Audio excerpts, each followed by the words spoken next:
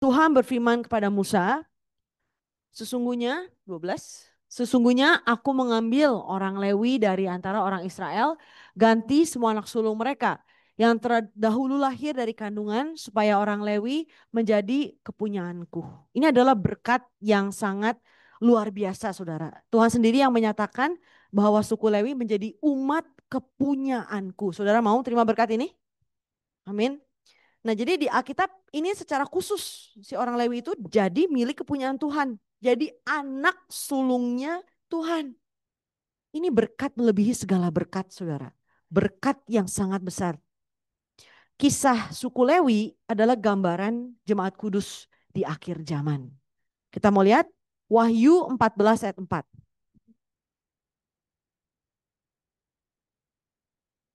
Kita baca 1, 2, 3. Mereka adalah orang-orang yang tidak mencemarkan dirinya dengan perempuan-perempuan. Karena mereka murni sama seperti perawan. Mereka adalah orang-orang yang mengikuti anak domba itu kemana saja ia pergi. Mereka ditebus dari antara manusia sebagai korban-korban sulung bagi Allah dan bagi anak domba itu. Kita tahu di Alkitab, kita sudah sering pelajari juga, jemaat kudus yang sejati, yang tersisa, yang diakui oleh Tuhan, terdaftar namanya di surga, mereka adalah 144.000, disimbolkan seperti itu. Dan salah satu ciri-ciri dari mereka, mereka adalah korban-korban sulung bagi Allah. Jadi mereka adalah anak-anak sulungnya Tuhan, saudara. Kita semua kan harus menjadi 144.000. Makanya kita mau lihat bagaimana caranya supaya kita dapat menjadi anak sulung Tuhan. Bagaimana caranya supaya kita menjadi 144.000. Kita mau belajar dari kisah suku Lewi. Ya. Dan ini adalah syarat mutlak untuk selamat saudara di akhir zaman. Ya, kita harus menjadi 144.000. Bagaimana anak suku Lewi bisa menerima berkat ini? Sebenarnya pada awalnya mereka adalah suku yang dikutuk Tuhan. Ya, suku yang dikutuk Tuhan. Kita mulai poin besar pertama, kutukan yang diterima suku Lewi.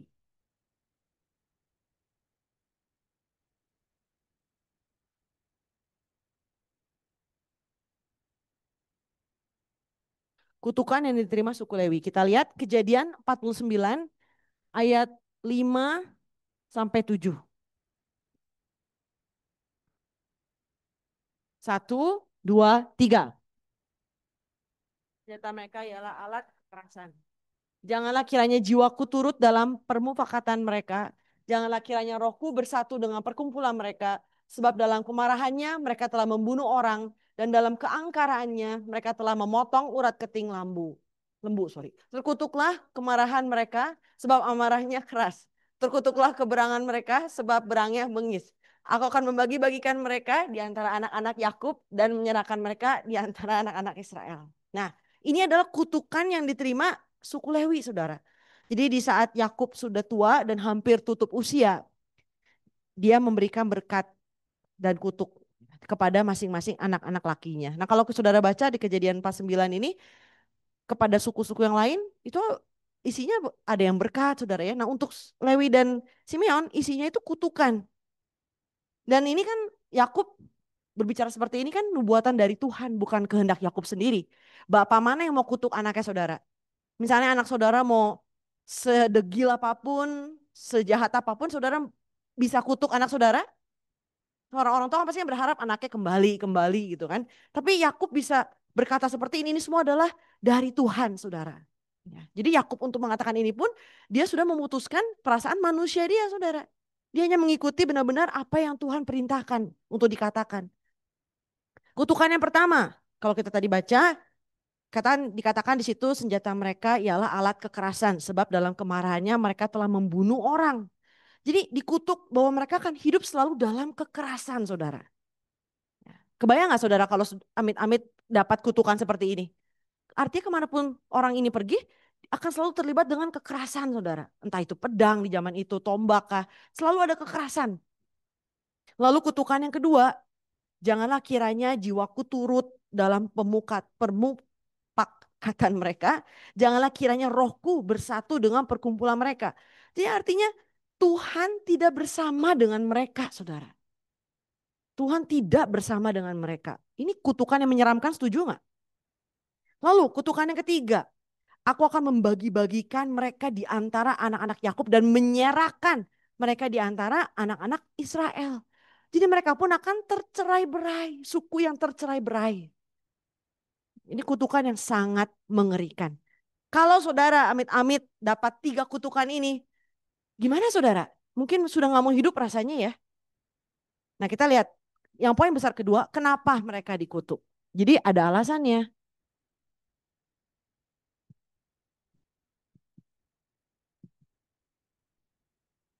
Kenapa suku Lewi dikutuk? Mereka melakukan suatu hal yang melawan Tuhan. Ya. Kita tahu Yakub punya 12 anak laki-laki dan 1 anak perempuan bernama Dina. Lalu ceritanya Yakub pergi meninggalkan rumah Laban setelah 20 tahun dan dia masuk ke tanah Kanaan. Nah, ia menetap di tanah Kanaan, dia tinggal di Sikem. Saat tinggal di Sikem, saat itu Dina, anak perempuannya berjalan-jalan melihat-lihat kota Sikem. Pangeran dari Sikem melihat Dina dan jatuh cinta. Lalu yang dilakukan oleh Pangeran Sikem, dia perkosa Dina. Saudara ya, diperkosa Dinanya. Ini tertulis di Kejadian 33, 18 sampai 19. Kejadian 33, 18 sampai 19. Lalu Kejadian 34, 1 sampai 2, saudara juga boleh tulis referensinya. Kejadian 34, 1 sampai 2. Nah, setelah kejadian pemerkosaan ini, si Pangeran Sikem meminta Dina, ingin dinikahi Dinanya. Dia sudah jatuh cinta sekali. Ini Kejadian 34, 3 sampai 4, saudara tulis Kejadian 34, 3 sampai 4. Nah, lalu si anak-anaknya Yakub, abang-abangnya Dina ini memberikan syarat. Oh, kamu mau menikahi adik saya? Boleh, tapi ada syaratnya, harus disunat. Bagi bangsa kami, kalau nggak disunat itu najis, ya kan? Tetap tulis di Kejadian 34, 13 sampai 14. Kejadian 34, 13 sampai 14. Nah, karena cintanya Pangeran Sikem ini sudah membara, ya, dia sudah tidak peduli apapun, dia turuti saudara. Oke, kita sunat. Akhirnya semua laki-laki yang ada di kota Sikem, laki-laki yang sudah dewasa, semua disunat.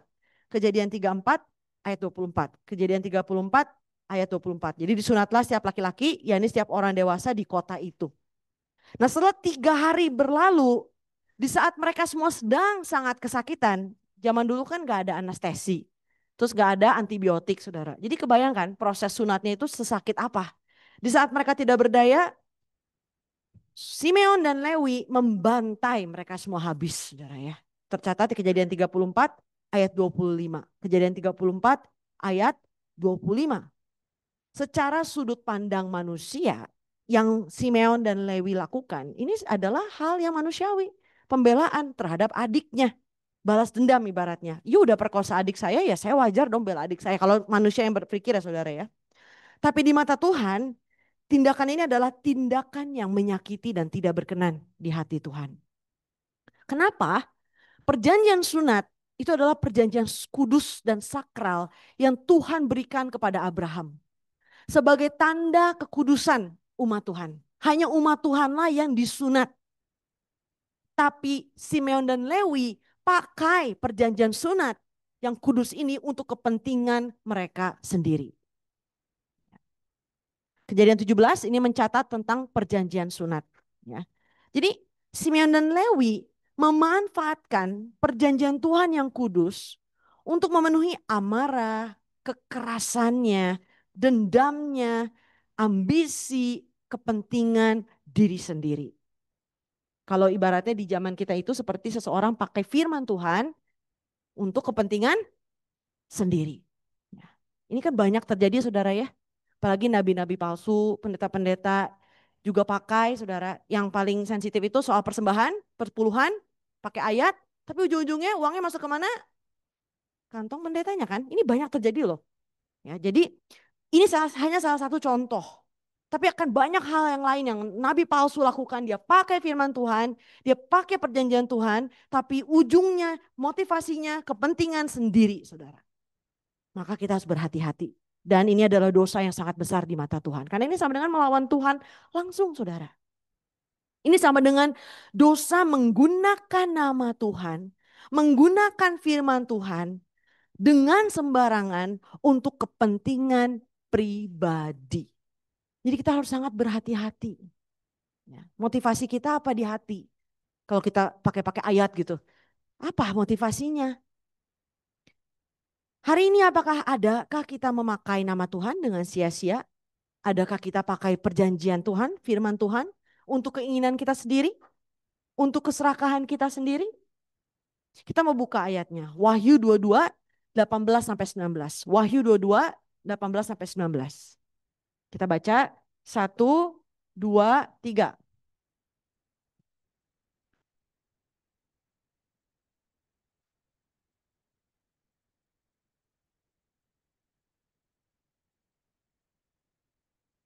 Dan jikalau seorang mengurangkan sesuatu dari perkataan-perkataan dari kitab nubuat ini, maka Allah akan mengambil bagiannya dari pohon kehidupan dan dari kota kudus seperti yang tertulis dalam kitab ini.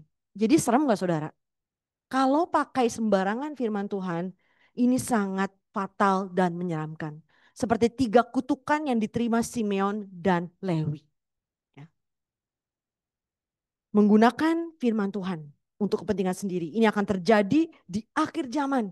Karena dikatakan di Matius 24 ayat 11. Akan terjadi banyak penyesatan. Ya. Dikatakan Matius 24 ayat 11. Banyak nabi palsu akan muncul menyesatkan. Di sini katanya banyak loh saudara. Bukan sedikit, banyak. Kalau begitu artinya mayoritas atau minoritas? Mayoritas. Banyak nabi palsu di luar saudara. Dan mereka akan menyesatkan, bahkan yang tersesatnya bisa orang pilihan. Bahaya sekali saudara. Kita lihat Yeremia 14 ayat 14. Yeremia 14 ayat 14. Wih garcep banget nih. Asik. Kita baca ya. 1, 2, 3. Tuhan kepada para nabi itu bernubuat palsu demi namaku. Aku tidak mengutus mereka, tidak memerintahkan mereka, dan tidak berfirman kepada mereka. Mereka menubuatkan kepadamu penglihatan bohong, ramalan kosong, dan tipu rekaan hatinya sendiri. Serem gak saudara? Jadi bawa-bawa nama Tuhan. Tuhan berkata kepadaku, firman hanya keluar dari saya saja. Tuhan berkata kepadaku, hanya saya yang bisa memberikan firman begini begitu. Saudara berhati-hati. Semuanya kembali kepada Alkitab. Jangan percaya omongan kosong yang hanya klaim seperti profetik, nubuat-nubuat yang tidak ada substansi jelasnya saudara. Saya bermimpi, saya melihat. Siapa yang tahu mimpi itu benar atau salah saudara? Jadi enak kan bisa bohong kan? Saya bermimpi, misalnya ya, saya bermimpi Cicencen, kasih saya 50 kilo emas misalnya ya. Kalau tidak digenapi, Anda dalam bahaya. Nah kan bisa seenaknya kayak gitu kan misalnya saudara ya. Enggak Cicencen jangan kasih saya ya. Bisa bahaya gak seperti itu saudara? Apapun bisa dipakai. So jangan dengarkan perkataan manusia yang kosong yang tanpa ada substansi firman Tuhan. Karena yang akan terjadi di akhir zaman, banyak nabi palsu bahkan pakai firman Tuhan yang murni untuk menyesatkan umat pilihan. Supaya nggak ketipu harus gimana saudara? Kita lihat 1 Yohanes 4 ayat 1. 1 Yohanes 4 ayat 1. 1 Yohanes. 1 Yohanes.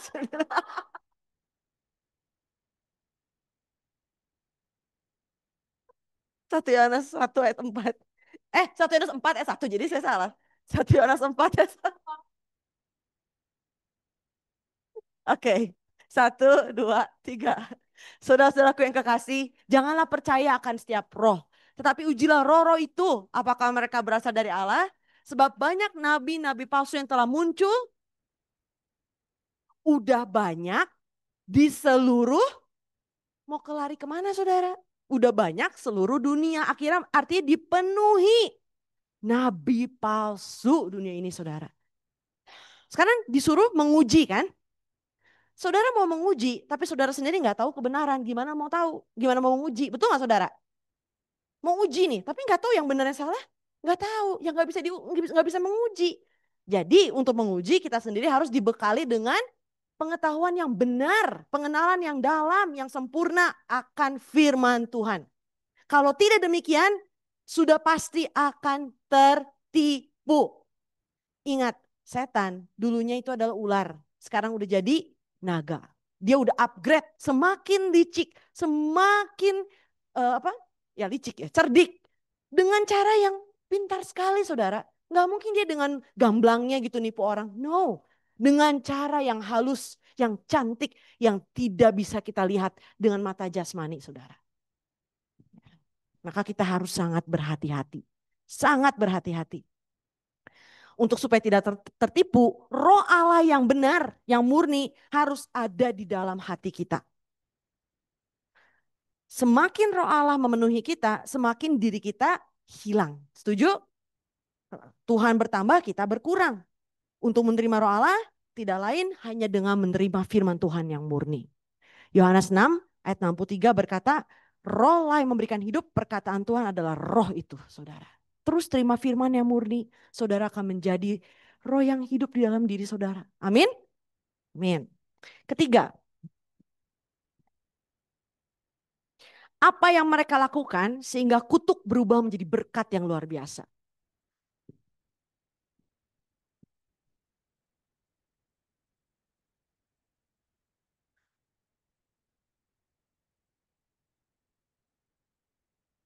Ini ibaratnya, sorry, mengubah kutuk jadi berkat jadi kebalik. Bapak, ini mana ya penghapusnya? Jatuh, maaf. Ada. Jatuh. Kutuk jadi berkat. Saudara, kutuknya Lewi itu luar biasa menyeramkan, tapi berkatnya pun berkat yang sangat hebat sekali, luar biasa, jadi nomor satu berkatnya. Jadi ibaratnya yang yang akhir jadi awal. Nah, yang akhir jadi awal. Apa yang mereka lakukan? Mengubah situasi kondisi mereka. Nah, ada sebuah peristiwa di padang gurun yang tercatat di Keluaran 32, yaitu peristiwa tentang lembu emas, patung lembu emas. Saat itu Musa naik ke Gunung Sinai keenam kalinya. Ya. Dan di saat kenaikan yang keenam kali, Musa berpuasa 40 hari 40 malam. 5 kali sebelumnya, Musa itu selalu naik turunnya cepat gitu. Di hari yang sama atau besoknya. Jadi nggak pernah sampai 40 hari 40 malam. Ini pertama kalinya Musa tuh naik selama itu.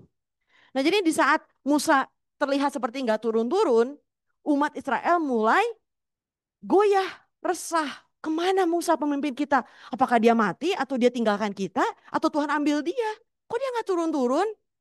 Kan zaman dulu nggak ada SMS, nggak ada WA saudara ya. Kalau ada WA mungkin Musa ada WA si Harun. Run, aku lagi puasa ya Run, tunggu ya. Kan nggak bisa kan? Nggak ada kabar tiba-tiba udah hilang di atas gunung saudara. Pikiran manusia kan, wah ini pasti mati deh diterkam hewan atau apa yang terjadi pada Musa. Lalu mereka hatinya goyah, apa yang mereka lakukan? Kita lihat Keluaran 32 1 sampai 2. Keluaran 32 1 sampai 2. Kita baca 1, 2, 3. Ketika bangsa itu melihat bahwa Musa mengundur-undurkan turun dari gunung itu, maka berkumpulah mereka mengurumuni Harun dan berkata kepadanya, mari buatlah untuk kami Allah yang akan berjalan di depan kami, sebab Musa ini orang yang telah memimpin kami keluar dari tanah Mesir, kami tidak tahu apa yang telah terjadi dengan dia. Lalu berkatalah Harun kepada mereka, tanggalkanlah anting-anting emas yang ada pada telinga istrimu, anakmu laki-laki dan perempuan, dan bawalah semuanya kepadaku. Nah, di sini ada kata mengerumuni Harun. Saudara mungkin berpikir si Harun kok gak ada iman sih, kok mau nurutin sih dan inisiatif bikin lembu emas. Pernah kepikir gak? Ih kok gini sih si Harun? Ih Harun. Pernah saudara? Kata mengurumuni dalam bahasa aslinya itu mengancam dengan mengurumuni Harun. Diancam saudara. Artinya Harun hampir mati kan? Mendesak, didesak, diancam. Mereka yang ngelihat umat yang begitu banyak si Harunnya takut kan? Jadi dia turutin. Dia buatkanlah patung lembu emas. Ya di Keluaran 32 ayat 4. Saudara tulis saja Keluaran 32 ayat 4. Lalu kita lihat Keluaran 32 ayat 6. Keluaran 32 ayat 6. 1, 2, 3. Mempersembahkan korban bakaran dan korban keselamatan. Sesudah itu duduklah bangsa itu untuk makan dan minum. Punya bangunan mereka dan bersukaria. Jadi ini yang mereka lakukan. Sudah membangun patung lembu emas. Mereka pakai perjanjian Tuhan lagi loh. Pakai korban keselamatan, korban bakaran untuk lembu emas ini. Lalu yang dikatakan di situ mereka makan dan minum. Kata minum di sini ada konotasi minum yang memabukkan. Dan kata bersukaria dalam bahasa aslinya berasal dari kata sahak. Sahak. Sahak. Artinya bercanda, mempermainkan, saling berpelukan, bercumbu-cumbu. Jadi saat umat Israel melakukan penyembahan berhala itu, mereka lakukan sambil pesta seks, sambil berzina, terjadilah percabulan, sambil menyembah patung berhala emas. Fatal gak saudara dosanya? Keluaran 32 ayat 25, kita baca Keluaran 32 ayat 25, 25. It's okay. Jadi grogi ya. Oke, 1, 2, 3.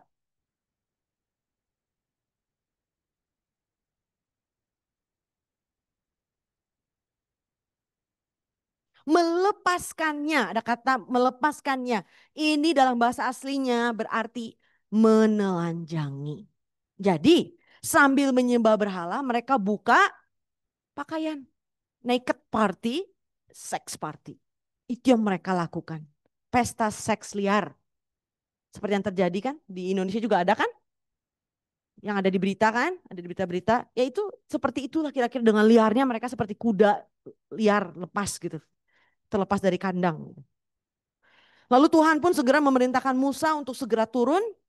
Dan saat Musa mendengar suara hingar-bingar, dia melihat semua ini, Musa menjadi murka, dia lemparkan 2 loh batu sampai hancur berkeping-keping. Keluaran 32 ayat 19.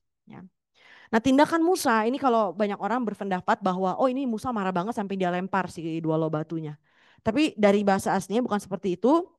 Dan dari budaya Timur kuno, ketika memecahkan papan perjanjian, itu artinya membatalkan perjanjian yang tertulis di atasnya.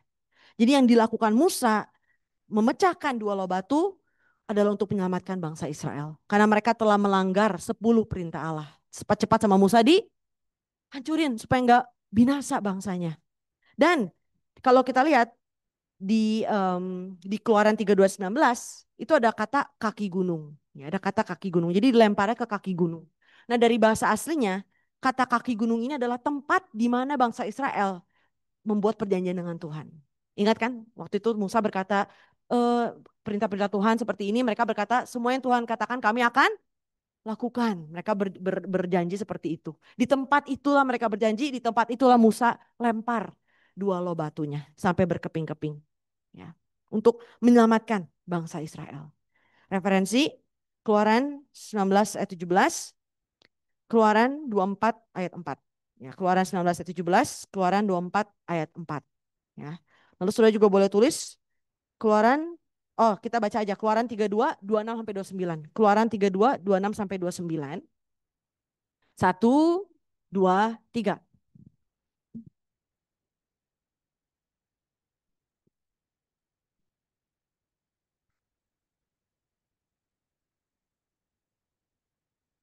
Kepada mereka, beginilah firman Tuhan Allah Israel. Baiklah kamu masing-masing mengikatkan pedangnya pada pinggangnya dan berjalanlah kian kemari melalui perkemahan itu dari pintu gerbang ke pintu gerbang dan biarlah masing-masing membunuh saudaranya dan temannya dan tetangganya. 28. Bani Lewi melakukan seperti yang dikatakan Musa dan pada hari itu tewaslah kira-kira 3.000 orang dari bangsa itu. Kemudian berkatalah Musa, baktikanlah dirimu mulai hari ini kepada Tuhan, masing-masing dengan membayarkan jiwa anaknya laki-laki dan saudaranya, yakni supaya kamu diberi berkat. Jadi inilah yang dilakukan Lewi untuk memulihkan kutukan menjadi berkat. Kata tetangga dalam bahasa Ibrani itu adalah kin. Kin yang berarti keluarga atau sahabat. Seseorang yang dekat. Jadi yang dibunuh Lewi itu keluarga atau sahabat. Di saat Musa berkata, siapa yang memihak kepada Tuhan? Datanglah kepadaku. Yang berkumpul hanya Bani Lewi, suku Lewi, saudara. Lalu firman Tuhan memerintahkan mereka untuk bunuh saudara, keluarga, sahabat. Mereka taat, mereka lakukan sesuai dengan yang Tuhan perintahkan. 3.000 orang mati di hari itu. Bayangkan situasinya saudara, satu mayat saja sudah mencekam. Ini 3.000 mayat bergeletakan dengan darah di mana-mana. Mencekam gak saudara saat itu? Dari sudut pandang manusia, tindakan Lewi ini tidak manusiawi, kejam, tidak ada kasih, tidak ada etika, jahat. Benar nggak? Kalau dilihat dari sudut pandang manusia, jahat gak si Lewi ini? Nggak manusiawi loh. Dan nggak ada kasih. Masa gitu aja sih nggak bisa diampuni? Kasih dong, kasihan. Sedih loh, kasihan dong. Mereka kan mungkin yang dibunuh ibunya masih ada anak. Kan jadi nggak punya ibu. Kasihan. Tapi Lewi buang pikiran manusia, buang perasaan manusia, berdiri di pihak Tuhan. Ya, berdiri di pihak Tuhan. Untuk mentaati firman Tuhan sepenuhnya. Lewi harus melepaskan perasaan manusia, emosinya, kasih sayang manusiawi, humanism, humanism dan dirinya sendiri. Kita lihat Matius 10 37 sampai 38. Matius 10 kita baca 1 2 3. Ibunya lebih daripadaku, ia tidak layak bagiku. Dan barang siapa mengasihi anaknya laki-laki atau perempuan lebih daripadaku, ia tidak layak bagiku. Barang siapa tidak memikul salibnya dan mengikut aku, ia tidak layak bagiku. Semua orang dengan bangganya, I believe in Jesus. Yes, I follow Jesus. I have decided to follow Jesus. Bahkan ada lagunya kan? Tapi gak ada yang mau pikul salib saudara. Cuman maunya follow. Kalau gak sesuai dengan yang diinginkan, sesuai dengan pikiran sendiri. Oh ini gak benar ini. Jesus gak benar. Oh ini sesat ini. Oh ini gereja gak benar ini. Tapi follow Jesus itu memikul salib saudara. Stepnya pertama sangkal diri. Betul? Setelah sangkal diri pikul salib. Baru bisa ikut Yesus. Jadi kalau kita nggak ada sangkal dan pikul, nggak bisa ikut saudara. Kita jadi Matius 7, 21 sampai 23. Orang yang klaim, Tuhan, Tuhan, aku telah begini, aku telah begitu. Tuhan bilang, enyala daripadaku, semua pembuat kejahatan, aku tidak mengenal kamu. Jadi yang seperti itu saudara. Karena cuma mau berkat, tapi yang pikul salib sangka dirinya nggak mau saudara. Sekarang pertanyaannya, apa itu salib? Hukuman mati. Hukuman mati. Di saat kita pikul salib, kita mati saudara. Secara daging, secara perasaan manusia, humanism, attachment, emosional kita semua mati. Baru bisa ikut Yesus. Kalau masih penuh dengan perasaan, diri sendiri, emosi, baper, tidak bisa ikut Yesus. Dan Yesus bilang tidak layak. Saya mau tanya, barang yang tidak layak dikemanain? Betul? Kenapa ini dibuang? Oh, sudah tidak layak. Contohnya di dapur nih, dapur Esther. Kalau ada pisau yang sudah tidak bisa diasah, sudah tidak bisa dipakai, akan karena sudah tidak layak untuk memotong. Contohnya seperti itu kan. Di rumah pun kita kan ada barang tidak layak saudara. Kalau Tuhan bilang orang ini tidak layak, artinya diapain saudara? Terima kasih. Jujur sekali, dibuang. Tidak layak, tidak bisa dipakai saudara. Tuhan gak bisa pakai orang seperti itu. Ini Alkitab yang bilang loh ya. Jadi apakah ada salib dalam hidup kita? Atau cuma ngomong ikut-ikut, love Jesus, I follow him. Tapi tidak mau pikul salib, tidak mau sangkal diri, selalu penuh dengan diri sendiri. Kalau lagi keadaan tidak baik, sorry ya, saya tidak mau ke gereja. Pekerjaan penginjilan, tidak mau. Tidak, jangan ganggu saya. Tapi kalau lagi kondisi baik, haleluya, Jesus is good, amin. Itu Kristen apa saudara? Iman seperti apa seperti itu? Itu yang memperlakukan Yesus seperti Doraemon. Kalau memenuhi keinginanku, I follow you. You don't give me, I'm sorry. I don't want. Jangan seperti itu, amin saudara. Amin. Hari ini, di manakah kita berada? Di sisi manakah kita berada saudara? Ketika kita dipenuhi dengan perasaan pemikiran sendiri, kita tidak pernah bisa berada di sisi Tuhan. Sekali lagi, Ketika kita dipenuhi dengan perasaan dan pemikiran sendiri, kita tidak akan pernah bisa berada di sisi Tuhan. Karena kenapa? Karena roh dan daging selalu berlawanan. Daging ini adalah kita nih. What I want. Roh adalah firman. Kalau ketemu akan selalu berperang, saudara. Jadi supaya kita jadi roh, daging kita harus mati. Galatia 5 ayat 17. Galatia 5 ayat 17. Sebab keinginan daging berlawanan dengan keinginan roh. Dan keinginan roh berlawanan dengan keinginan daging. Karena keduanya bertentangan. Sehingga kamu setiap kali tidak melakukan apa yang kamu kehendaki. Jadi kalau misalnya contoh ya, kita harus aplikasi kehidupan modern, saudara ya. Di saat kita ke gereja, gereja adalah roh, setuju? Gereja adalah tubuh Tuhan kan? Gereja adalah tentang firman Tuhan. Nggak boleh ada suara manusia apapun. Di saat kita masuk, kita bawa daging kita, saudara. Apa yang akan terjadi di gereja itu? Hmm? Gereja ini roh, harusnya penuh dengan roh kan? Firman Tuhan, gereja ini tempat di mana firman Tuhan ada. Kita tapi datang bawa daging terus. Apa yang akan terjadi, saudara? Aduh, pintar sekali, Rere ya. Berantem. Keributan terus. Saya nggak suka ini, saya nggak suka itu, saya nggak suka saya, harga diri saya, hormat saya, nama baik saya hancur, dihancurkan. Lah, memang harus dihancurkan kita jadi korban bakaran kan? Kan lucu kan? Nama baik sih dihancur. Lah, memang itu caranya Tuhan hancurin kita, saudara. Nggak boleh lagi ada diri kita.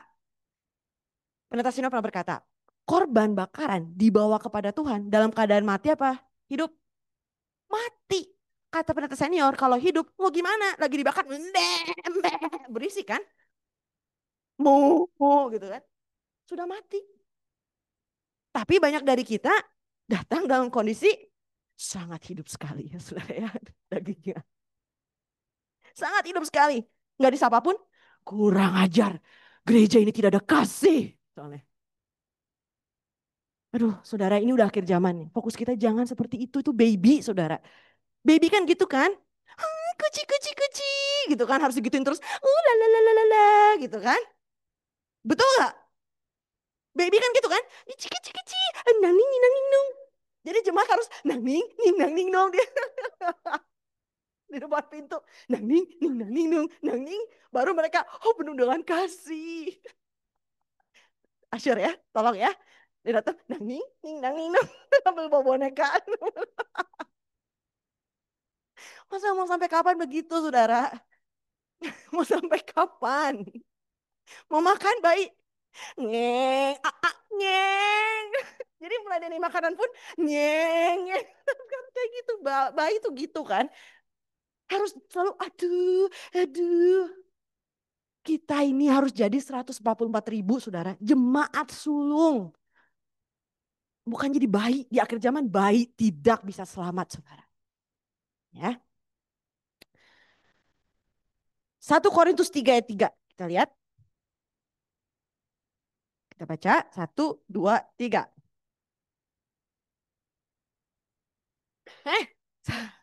1 Korintus 3 ayat 3. Nang ning, ning, nang ning. 1 Korintus 3 ayat 3. 1, 2, 3.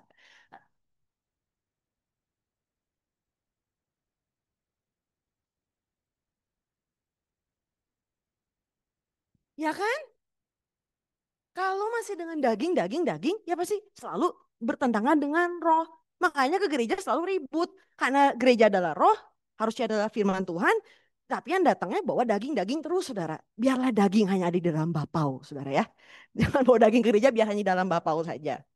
Nah, Roma 16 ayat 17. Kita baca Roma 16 ayat 17. 1, 2, 3.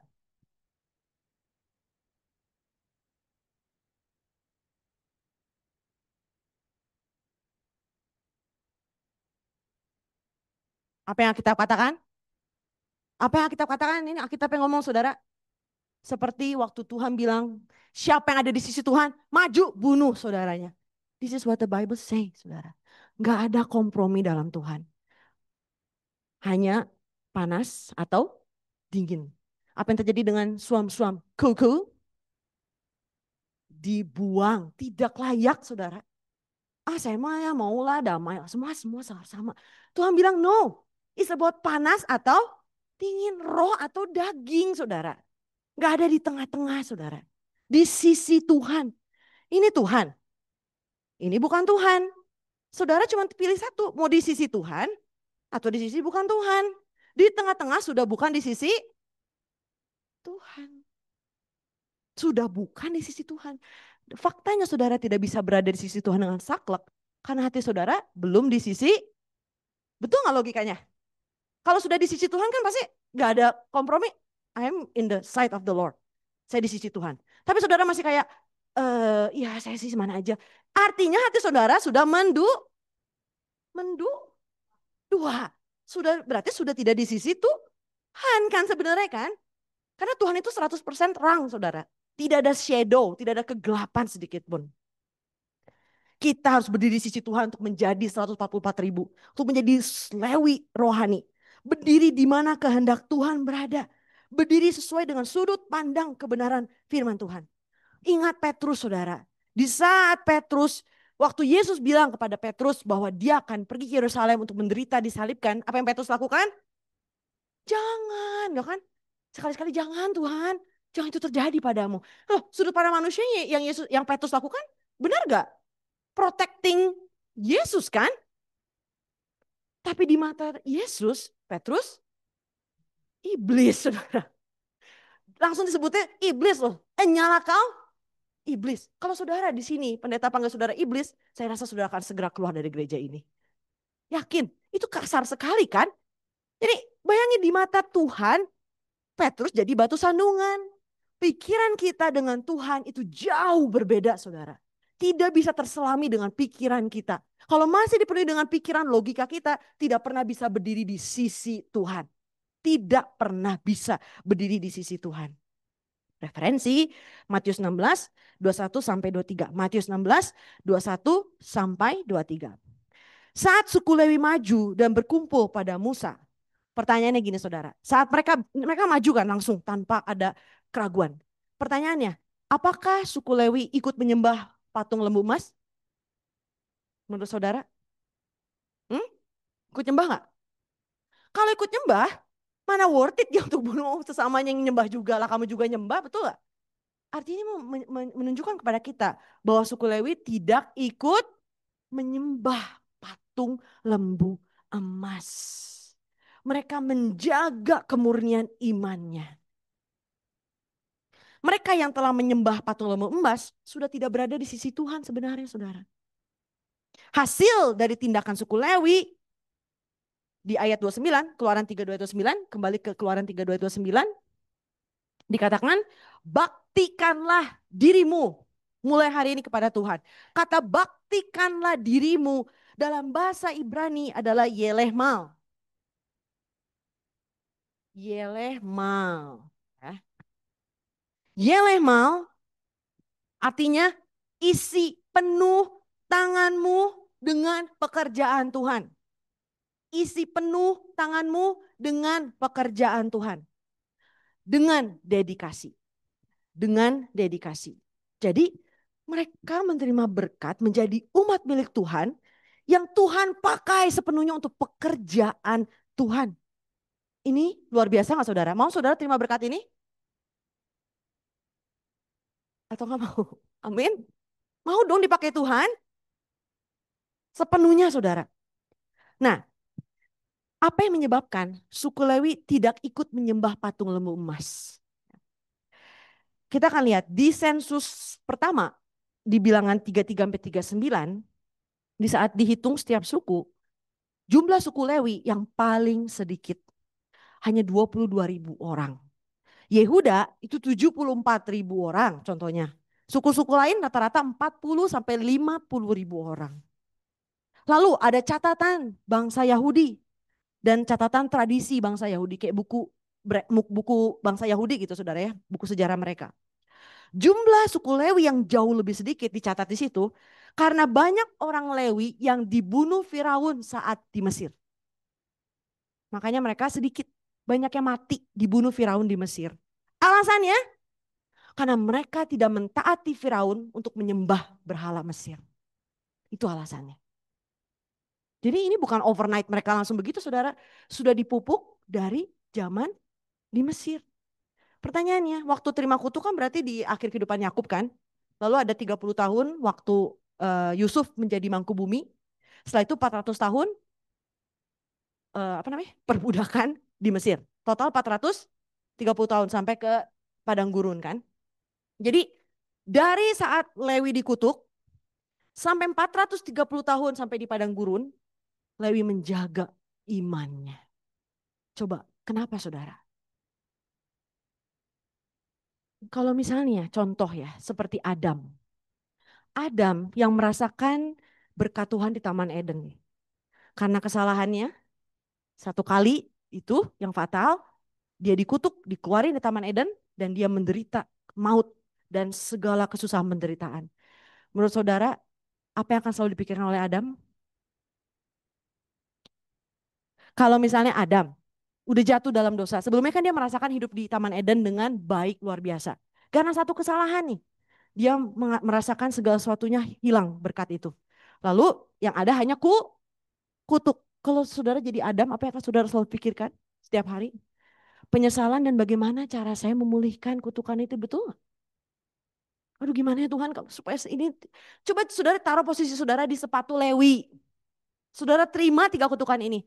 Saudara akan benar-benar mencari jalan gak untuk memulihkan ke kondisi saudara? Gimana supaya saya balikin kutuk ini jadi berkat? Gimana supaya saya redeem, memperbaiki kutukan ini? Dia cari terus jalan. Dia jaga iman dia sampai menyembah berhala pun dia tidak mau dijaga iman dia. Ini yang dilakukan Lewi.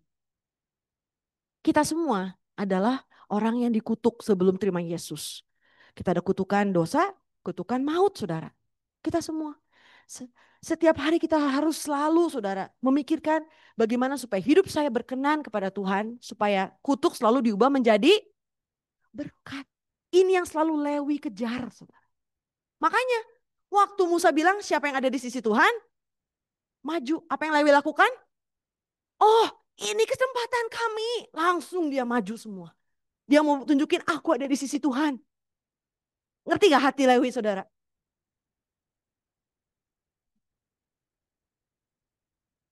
Keteguhan iman mereka. Mereka tidak menyembah berhala. Ini telah ditanamkan, dilatih dari generasi ke generasi dalam kehidupan mereka sehari-hari.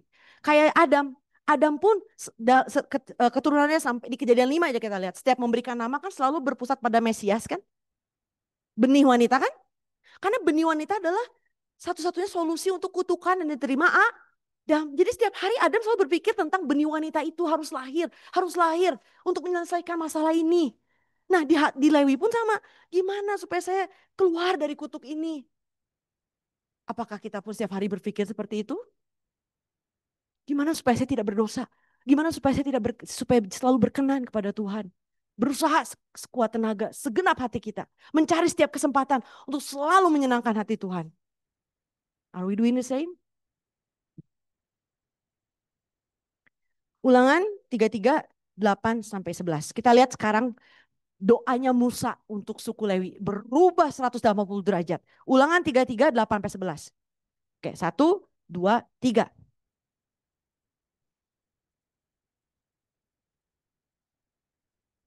Ini masa. Dengan siapa engkau berbantah dekat mata air Meriba. Yang berkata tentang ayahnya, tentang ibunya. Aku tidak mengindahkan mereka. Yang tidak mau kenal saudara-saudaranya dan acuh tak acuh terhadap anak-anaknya. Sebab orang-orang Lewi itu berpegang pada firman-Mu dan menjaga perjanjian-Mu. Mereka mengajarkan peraturan-peraturan-Mu kepada Yakub, hukum-Mu kepada Israel. Mereka menaruh ukupan wangi-wangian di depan-Mu dan korban yang terbakar seluruhnya di atas mezbah-Mu. Berkatilah ya Tuhan kekuatannya dan berkenanlah kepada pekerjaannya. Remukkanlah pinggang orang yang melawan dia dan yang membenci dia sehingga mereka tidak dapat bangkit. Luar biasa nggak berkatnya saudara? Oposit berlawanan dari yang dikutuk waktu dia terima dari Yakub. Jadi kita ini menunjukkan bahwa telah terjadi pemulihan dari kutuk menjadi berkat. Sekarang kita lihat poin keempat, berkat yang diterima oleh suku Lewi.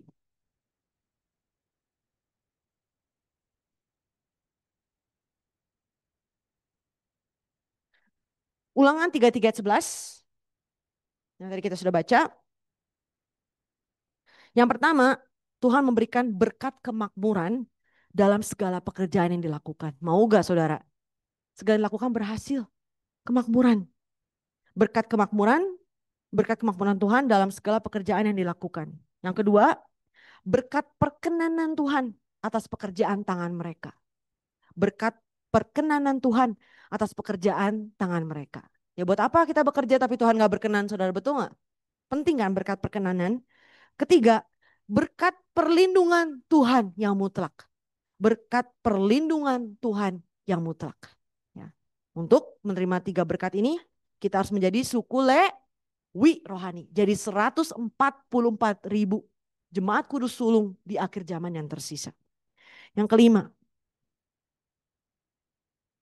kita akan lihat tugas suku Lewi. Jadi setelah menerima berkat, Tuhan kan taruh berkat dan tugas kepada suku Lewi. Ya. Tugas suku Lewi sebagai anak sulung, kita mau lihat. Bilangan 3, 6 sampai 9. Bilangan 3, 6 sampai 9. 1, 2, 3. Suruhlah suku Lewi mendekat dan menghadap Iman Harun supaya mereka melayani dia. Mereka harus mengerjakan tugas-tugas bagi Harun dan bagi segenap umat Israel di depan kemah pertemuan dan dengan demikian melakukan pekerjaan jabatannya pada kemah suci. Mereka harus memelihara segala perabotan kemah pertemuan dan mengerjakan tugas-tugas bagi orang Israel dan dengan demikian melakukan pekerjaan jabatannya pada kemah suci. Ini adalah berkat yang luar biasa. Kemah suci adalah simbol dari hadirat Tuhan, di mana tabut perjanjian Tuhan berada.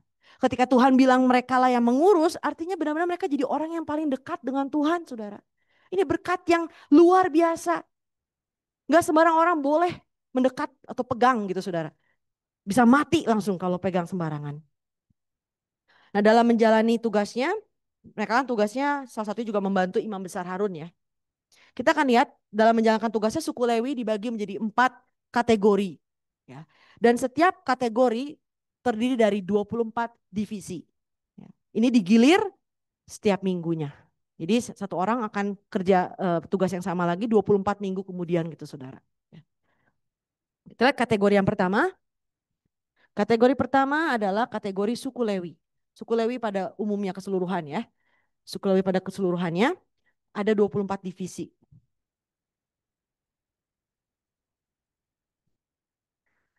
Mereka ini semua mewakilkan anak sulung seperti 144.000 kan. Bilangan 18 ayat 3, kita baca Bilangan 18 ayat 3. Melakukan kewajiban mereka kepadamu dan kewajiban mereka mengenai kemah seluruhnya. Hanya pada perkakas tempat kudus dan kepada mesbah, janganlah mereka mendekat, nanti mereka mati, baik mereka maupun kamu. Nah jadi si suku Lewi ini nggak boleh sembarangan pegang-pegang perabotan khusus saudara. Perabotan kudus maksudnya. Ya, jadi mereka hanya asisten dari imam besar. Ya, asisten dari imam besar. Jadi misalnya contoh melayani potong korban gitu ya, bersihin darahnya gitu.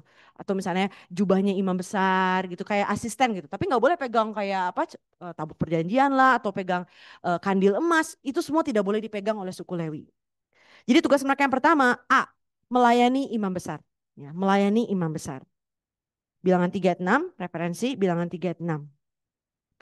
24 divisi suku Lewi ini kalau di hari kita modern sekarang ini seperti para pemimpin-pemimpin di gereja. Ya, pemimpin-pemimpin komisi gitu. Itu semua adalah seperti 24 divisi Lewi. Bilangan 18 ayat 2 boleh dibaca, Bilangan 18 ayat 2.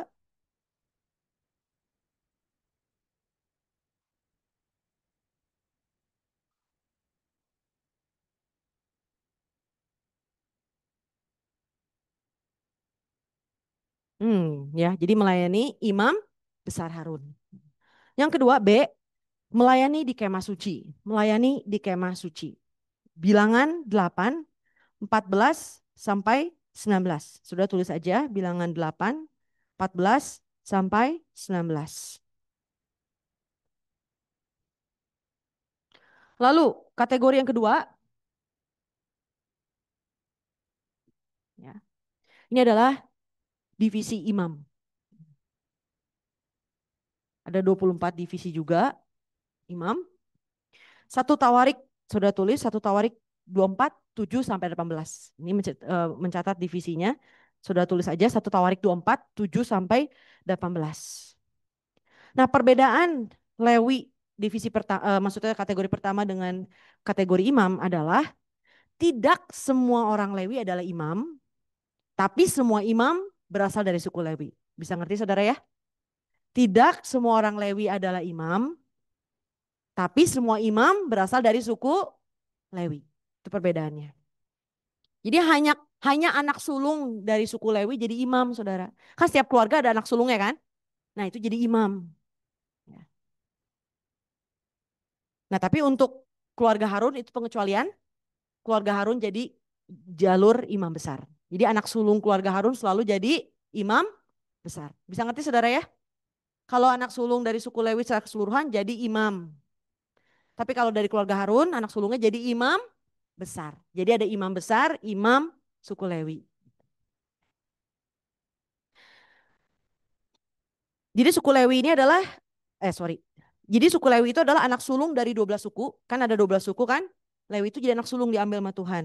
Imam adalah anak sulung dari suku Lewi.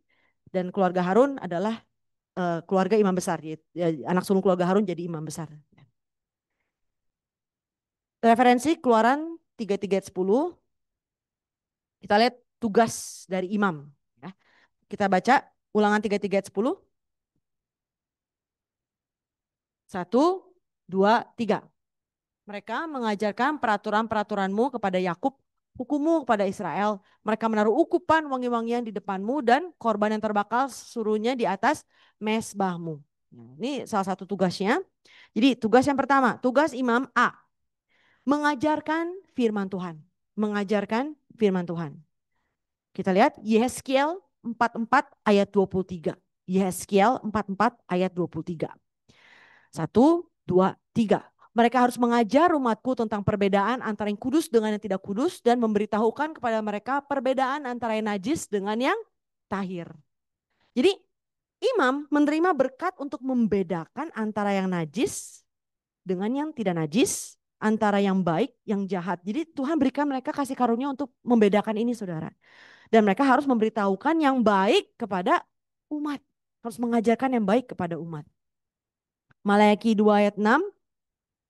Saya bacakan Maleakhi 2 ayat 6. Pengajaran yang benar ada dalam mulutnya dan kecurangan tidak terdapat pada bibirnya. Dalam damai sejahtera dan kejujuran ia mengikuti aku dan banyak orang dibuatnya berbalik daripada kesalahan. Ini imam seperti misalnya penginjil, pendeta gitu saudara ya. Nah tapi banyaknya seiring sejarah kita tahu dari buku Sari ke-6 banyak imam besar bahkan yang korup. Yang malah jadi berbelok saudara ya. Malah jadi jahat.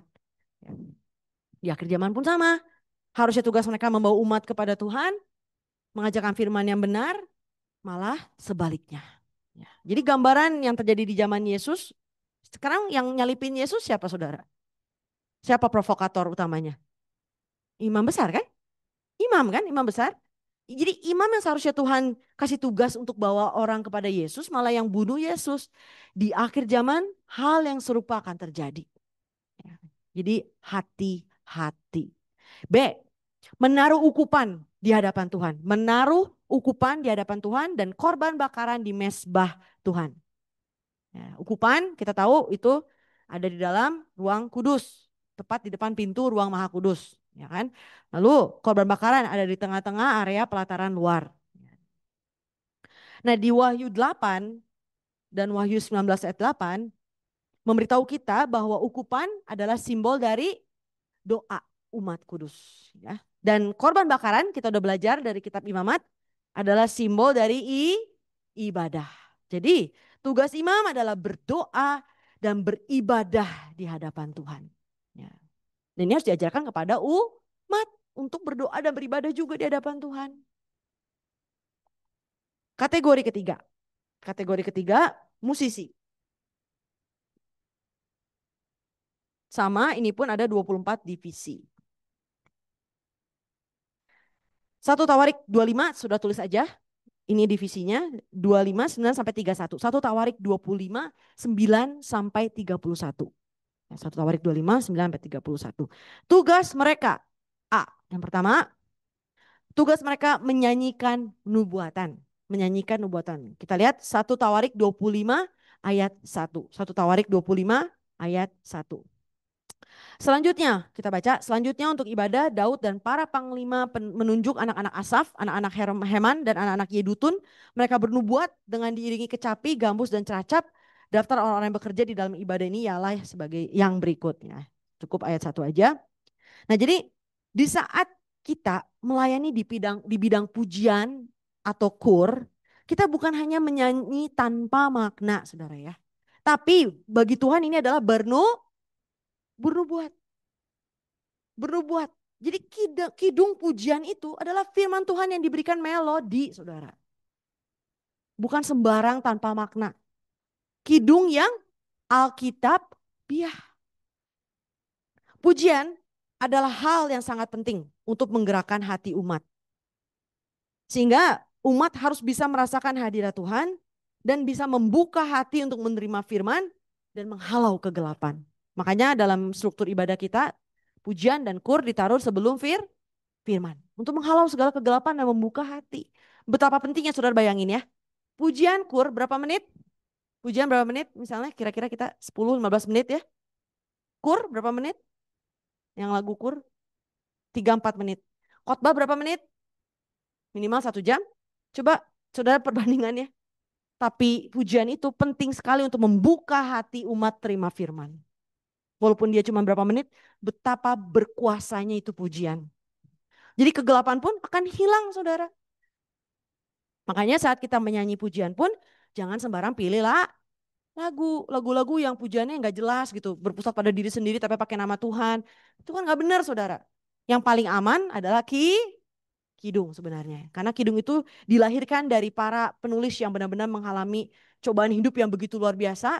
Dan mereka tulis semua berdasarkan ayat saudara. Alkitabiah sekali liriknya. Ya itulah kidung. Jadi kalau kita pun sedang susah hati sampai saudara sulit berdoa, sulit baca firman, kan kalau lagi gelap kan sulit kan apapun, lagi berat banget hati, apa yang kita lakukan? Dengarkan kidung, dengarkan pujian dan lama-lama akan hilang kegelapan itu. Pujian itu punya kuasa sampai menghancurkan tembok Yeriko loh saudara. Ya. Kolose 3 ayat 16 kita baca. Kolose 3 ayat 16. 1, 2, 3.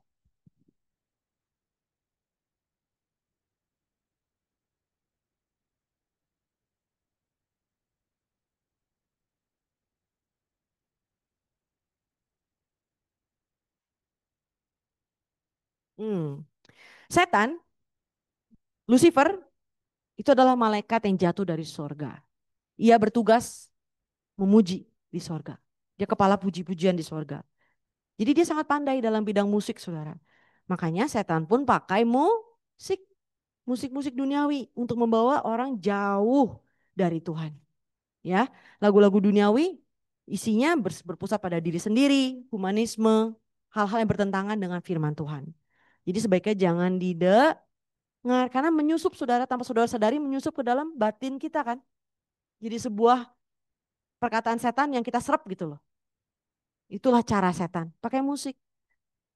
Yesaya 28:13 referensi Yesaya 28:13 kalau saudara baca dalam terjemahan bahasa Inggris lebih tepat di situ dikatakan the workmanship of your timbrels and pipes was prepared for you.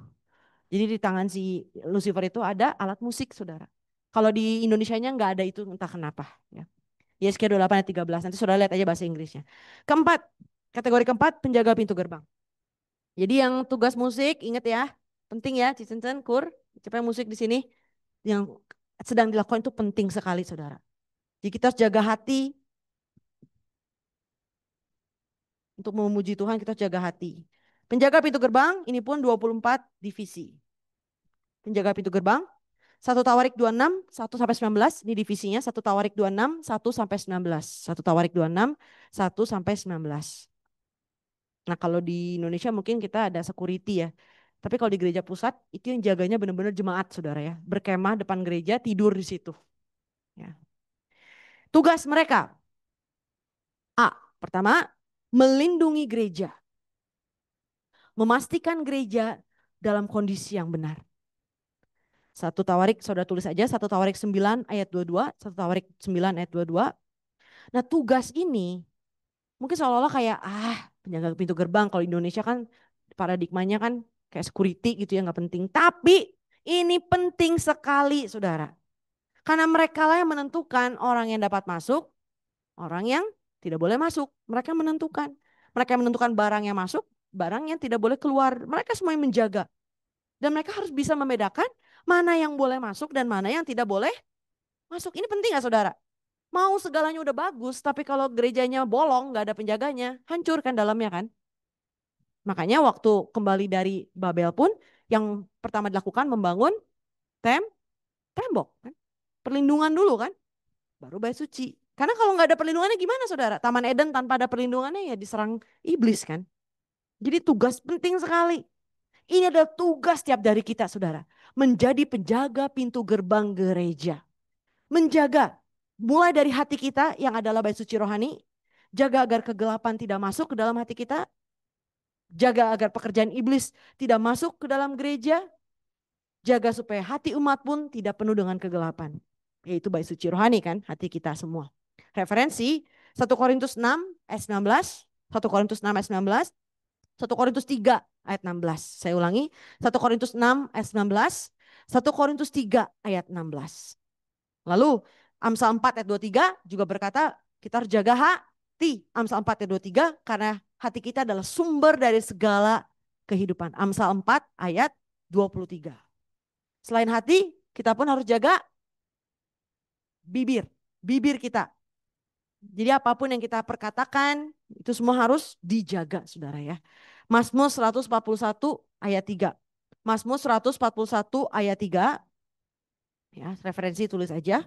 Tugas yang kedua, B, tugas penjaga gerbang. Nah, tugas penjaga gerbang ini diwariskan kepada generasi-generasi berikutnya.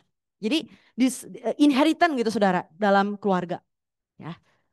Jadi contohnya Cileone ke Richard gitu. Jadi inheritan dalam keluarga. Contohnya seperti itu. Nah di Alkitab tidak mencatat mengenai pewarisan tugas selain daripada imam dan imam besar saudara. Jadi inheritan dalam family itu cuman imam besar dan imam. Nah satu lagi penjaga gerbang saudara. Diwariskan dalam keluarga. Contohnya adalah Obed Edom. Ya. Obed Edom dan semua keturunannya menerima berkat menjaga bait suci. Tuhan memberkati mereka. Dan penjaga gerbang ini memiliki hubungan langsung dengan imam besar. Jadi artinya mereka menerima perintah langsung dari imam besar. Saking spesialnya tugas mereka saudara. Direct gitu langsung ke imam besar. Referensi 1 Tawarik 26 ayat 5 dan ayat 7. 1 Tawarik 26 ayat 5 dan 7. Nah kita mau baca 1 Tawarik 26 ayat 7. 1, 2, 3. Anak-anak Semaya ialah Otni, Rafael, Obed, dan Elzabat. Serta saudara-saudaranya yakni Elihu dan Semakia, orang-orang gagah. Ini semua adalah penjaga pintu gerbang. Ya. Ada kata gagah perkasa. Dalam bahasa Ibrani ini adalah kail.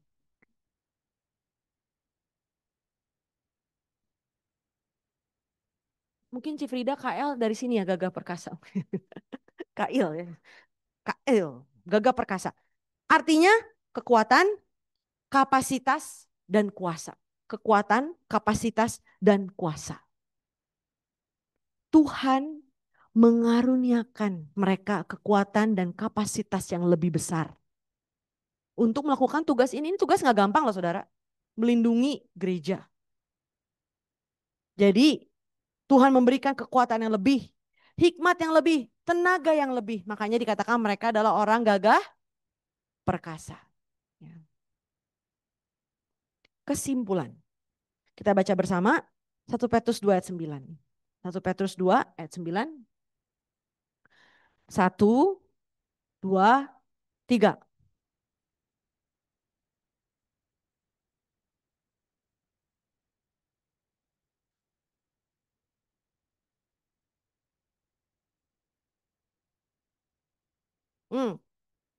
Kita semua hari ini adalah orang jemaat kudus yang telah dipanggil, dipilih untuk menjadi apa?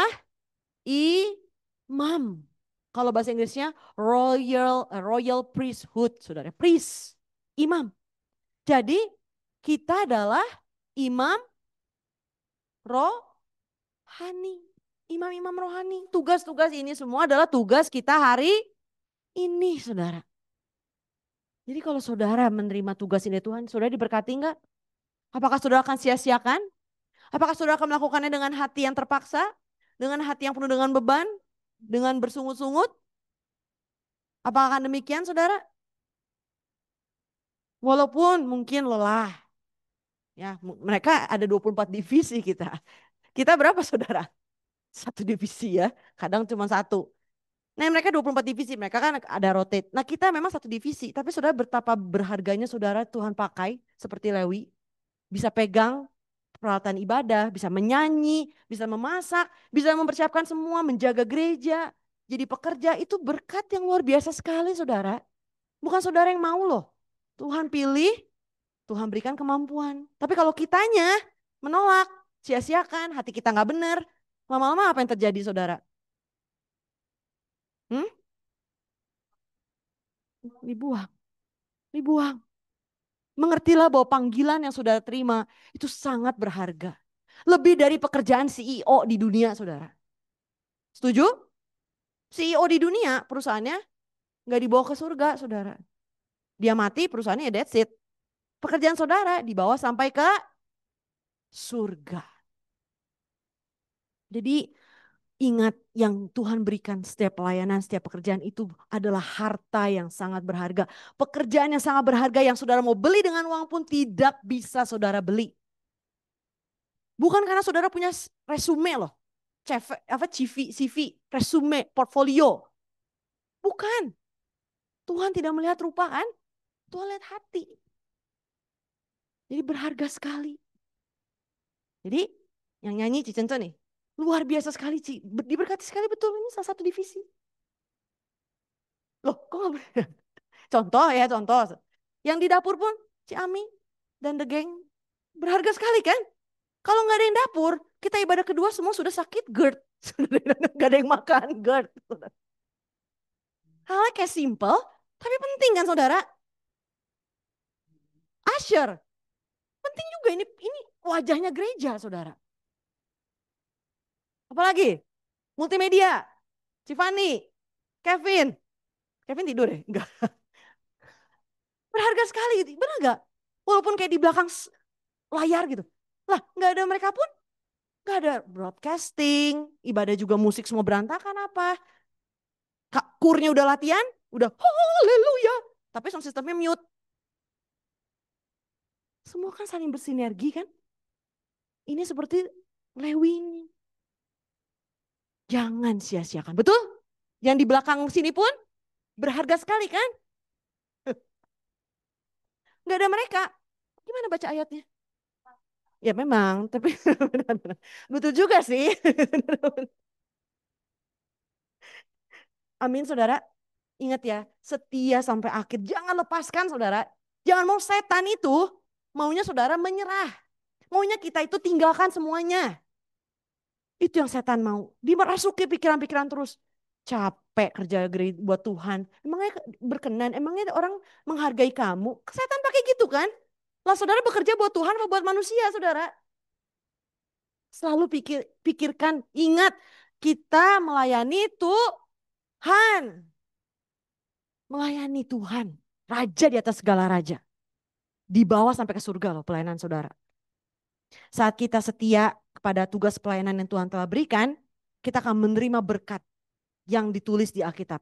Di Keluaran 28 ayat 41. Kita baca bersama. Keluaran 28 ayat 41. Ya. 1, 2, 3.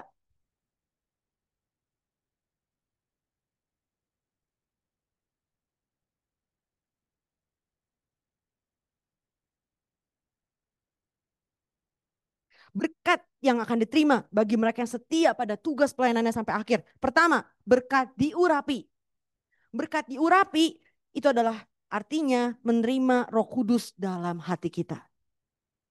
Dan Tuhan akan memberikan kuasa Roh Kudus untuk kita semua melakukan tugas pelayanan kita. Amin. Karena bukan kita saudara, semua adalah Roh Kudus yang memberikan kasih karunia kepada kita untuk bisa melakukannya. Jadi kalau kita melakukan dengan kekuatan sendiri pasti burn out saudara. Selalu harus diberikan bensin Roh Kudus kasih karunia. Yang kedua, berkat ditahbiskan. Berkat ditahbiskan, kata tahbiskan dalam bahasa Ibrani itu melehyat. Melehyat. Artinya dipenuhi dengan tangan. Dipenuhi dengan tangan. Jadi maksudnya apa? Tangan Tuhan akan bersama dengan kita memimpin, membimbing, dan tangan kita dipenuhi oleh pekerjaan Tuhan. Amin. Berkat yang ketiga. Berkat dikuduskan. Dikuduskan artinya dipisahkan bagi Tuhan seperti suku Lewi. Kita dibedakan dari dunia untuk melakukan pekerjaan Tuhan. Coba saudara bayangkan dari ribuan miliaran manusia di dunia ini, siapakah kita bisa dipakai Tuhan? Betul nggak? Ada kan banyak yang lebih hebat daripada kita, setuju? Tapi Tuhan pakai kita saudara yang kecil dan lemah gitu ya. Yang masak pun kita masih galau kan? Pakai pecin berapa sendok ya? Tuhan kalau mau pakai Gordon Ramsay bisa nggak saudara? Tukur mau pakai Andrea Bocelli gitu misalnya. Bisa kan? Apapun Tuhan mau pakai siapapun di ciptaan dia kok. Kok Tuhan pakai kita sih? Jadi betapa berharganya ini saudara. Dipisahkan untuk jadi milik Tuhan. Dipakai untuk kemuliaan Tuhan. Tuhan tidak akan membiarkan kita membuang-buang waktu dan materi di dunia ini untuk hal yang tidak ada hubungannya dengan Tuhan.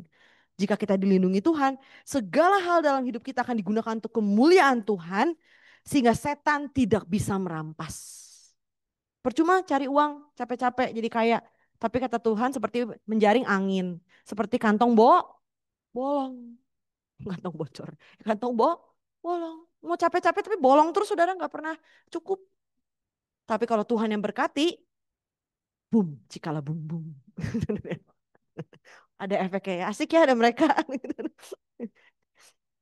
Di dalam semua pekerjaan, baik sekuler, pelayanan kita di gereja pun, lakukanlah semua untuk kemuliaan Tuhan dengan tujuan dan motivasi yang benar dan harus berkenan kepada Tuhan. Jangan dipenuhi oleh sungut-sungut dan hanya hasilkan buah-buah roh. Kolose 3 ayat 23, kita hampir beres. Kolose 3 ayat 23, ini harus kita selalu ingat dalam hati kita saudara ya. 1, 2, 3.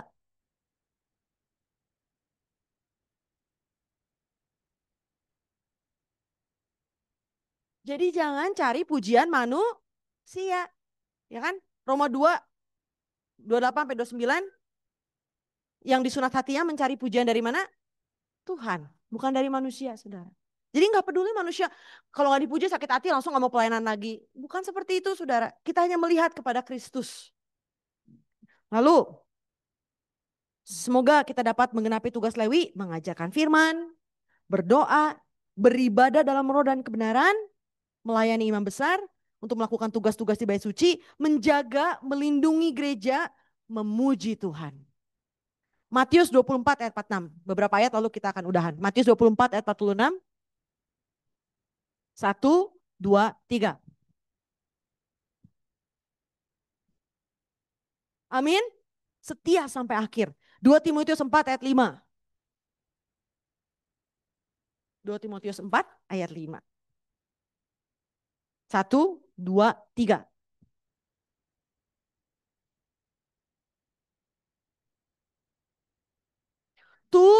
Tunaikanlah. Beresin sampai akhir saudara. Tunaikan, kerjakan sampai akhir. Baktikan diri kita sampai akhir. Terakhir, Wahyu 22 ayat 12. 12 sayang. Cinta. 1, 2, 3. Aku belum bahas. Percayalah bahwa setiap yang kita lakukan untuk Tuhan tidak pernah sia-sia. Amin. Amin. Mari kita berdoa. Allah Bapa di surga, terima kasih untuk firman yang berharga yang kau berikan Bapa, suara nafiri terakhir di akhir zaman, yang membangkitkan roh-roh yang mati, yang membuat kami lebih berapi-api untuk melayanimu Bapa. Betapa berharganya setiap panggilan yang telah kau berikan kepada kami. Kami yang kecil dan lemah, tidak berarti, tidak ada yang dapat kami banggakan, tapi engkau pilih dan pakai setiap dari kami. Bapa, biarlah kami tidak ditipu oleh iblis, sehingga kami menyerah dan kehilangan segala hal, berkat-berkat rohani, berkat sulung yang telah kau berikan. Biarlah Bapak kami dapat menjadi 144.000 di akhir zaman, dapat menjadi suku Lewi rohani yang menjadi anak sulung kepunyaanmu Bapak, yang kau lindungi, yang kau tahbiskan, yang kau kuduskan. Bapak, biarlah kami semua dapat terus Bapak melakukan setiap tugas kami dengan setia sampai kedatanganmu yang kedua, bahkan sampai dalam kerajaan sorga. Sertai setiap dari kami, biarlah kemuliaan dan kedahsyatanmu menyertai seluruh jemaat kudus, sehingga tidak ada dari kami yang terhilang atau terhempaskan atau terbuang karena tidak layak. Bapak, kami berdoa untuk gereja ini, biarlah Engkau menyertai gereja ini, biarlah gereja ini Bapa hanya diisi oleh firman-Mu yang murni, dan hanya perkataan Tuhan yang murni. Biarlah roh-Mu Bapa berdiam di dalam gereja ini, dan biarlah kami semakin hari semakin berkurang, sehingga Engkau yang semakin bertambah dalam kehidupan kami. Lindungi seluruh jemaat kudus, berikan kami kesehatan baik secara jasmani dan rohani, agar kami terus dapat bekerja melayani-Mu, melakukan segalanya untuk kemuliaan-Mu saja. Di akhir zaman yang semakin mendekat, di dunia yang tidak ada harapan dan hanya dipenuhi dengan kegelapan, biarlah kami hanya memandang kepada Yesus, menyelesaikan pertandingan iman kami sampai akhir.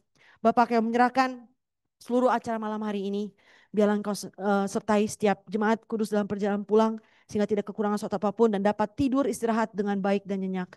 Hanya dengan meninggikan nama Tuhan Yesus Kristus, kami berdoa dan mengucap syukur. Amin. Kita tutup dengan doa Bapa kami.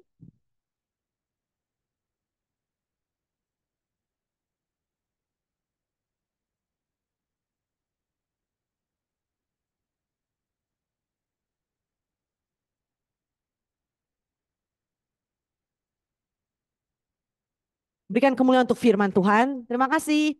Yang mau apa?